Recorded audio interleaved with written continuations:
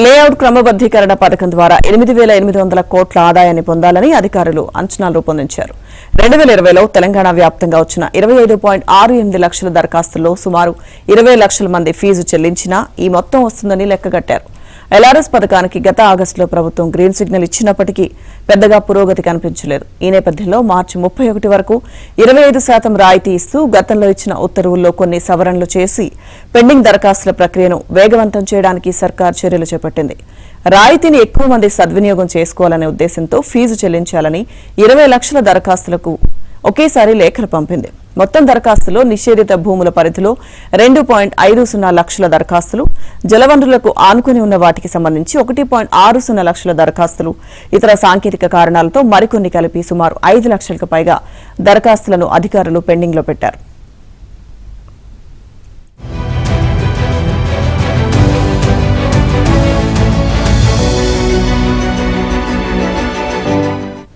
Fee చెల్లించాలని లేఖలు పంపిన 20 లక్షల దరఖాస్తుల్లో 30% మంది ఈ నెలాఖరులోగా ముందుకొస్తారని అంచనా వేసిన అధికారులు వారి నుంచి సుమారు 2,000 కోట్ల ఆదాయం సమకూరుతుందని భావిస్తున్నారు.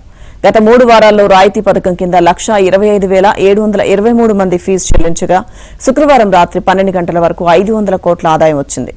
2 రోజుల నుంచి దరఖాస్తుదారుల స్పందన బాగుందని, నెలాఖరు నాటికి ఇంకో 1,500 కోట్ల ఆదాయం వస్తుందని అధికారులు భావిస్తున్నారు. ఎల్ఆర్ఎస్ ఫీజు చెల్లించిన వెంటనే ప్రొసీడింగ్స్ ఇవ్వడం లేదంటూ దరఖాస్తుదారులు ఆందోళన చెందుతున్నారు.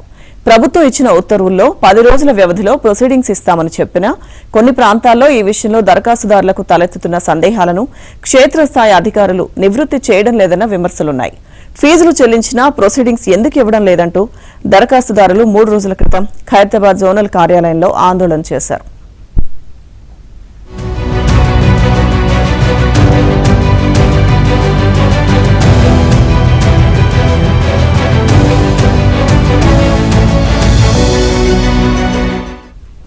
ఈ విషయంలో స్పష్టత ఇవ్వాల్సిన అధికారులు తమకేమీ తెలియదన్నట్లు వ్యవహరిస్తుండటంతో దరఖాస్తుదారులు ఫీజు కట్టాలా వద్దా అనే సందిగ్ధంలో ఉన్నారు. ఈ విషయంపై టీటీసీపీ రేవంత్ రెడ్డి మాట్లాడారు. ఫీజు చెల్లించాక క్షేత్రస్థాయి విచారణ ఉంటే తప్ప ప్రొసీడింగ్స్ ఆపడం లేదన్నారు. ప్రొసీడింగ్స్ విషయంలో ఆందోళన వద్దని, అందుకు అవసరమైన ఫార్మాట్ సిద్ధంగా ఉంచామని చెప్పారు. ఇక ఇప్పటి వరకు సుమారు 30,000 మందికి ప్రొసీడింగ్స్ ఇచ్చామని తెలిపారు. కాగా ఎల్ఆర్ఎస్ 100% పురోగతి సాధించాలని పురపాలక శాఖ ముఖ్య కార్యదర్శి దానకిషోర్ అధికారులకు సూచించారు. కలెక్టర్లతో నిర్వహించిన వీడియో కాన్ఫరెన్స్ లో ఆయన మాట్లాడారు.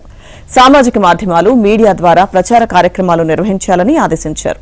నిర్దేశిత గడువులోగా ఈ ప్రక్రియను పూర్తి చేసేందుకు మున్సిపల్ కమిషనర్లు, టౌన్ ప్లానింగ్ అధికారులతో సమావేశం కావాలని సూచించారు. ఇదే విషయంపై 24న మరోసారి సమీక్ష నిర్వహిస్తామని తెలిపారు.